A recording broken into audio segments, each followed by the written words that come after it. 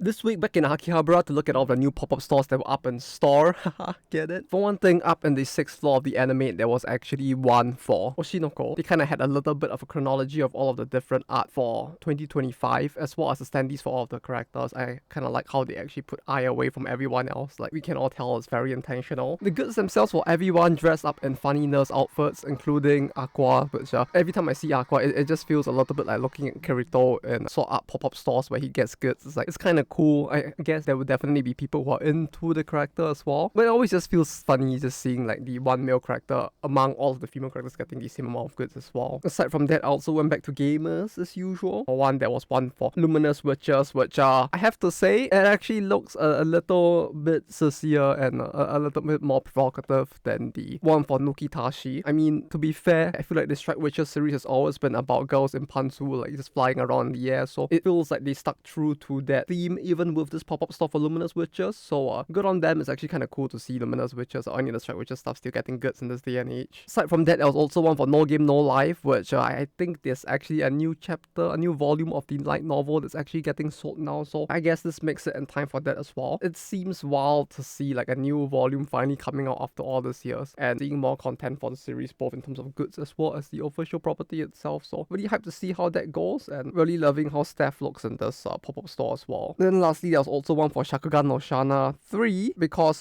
clearly that's the anime that everybody remembers fondly. But yeah, 3 or no 3, it is still a series that holds a special place in my heart, since it was another one of those big ones from the Kugimiya Rie does the Tsum Tsum thing all over the anime industry. So pretty cool to see the series still getting goods even in this day and age, especially since I feel like with Shakugan no Shana it actually ended off fairly conclusively and the series doesn't feel like it's been getting anything much in general. So seeing goods come up every once in a while for it is still pretty cool nonetheless. Aside from that, the big billboards up in the middle of Akihabara's main street, but every time I look at the Ajo Lane ones, in particular this time around, they feel so much more, especially because of the text and the coloring of it. Like one of those ads for a DMM like adult game or something. So it's kind of funny seeing all of that and remembering that it's actually for Ajo Lane, which is well, I mean, it's not exactly the most family friendly, but it's family friendly enough on the mobile phone, I guess. Though that said, while most of the Blue Archive stuff is down, there is still the two banners right outside of Trev at the JR station itself for the new event and for Konoka as well as Lena. So that was actually pretty cool. Like I didn't know that like Konoka's Live 2D actually looked pretty fire, so it's pretty cool to see it up there, since I feel like especially for this event it wasn't really marketed in any of the major live streams, so I didn't really notice it until I saw that. So I guess in a way the ads actually do have an impact after all. But that said, that's all for me for today. Thank you all for watching and I'll see you guys next time on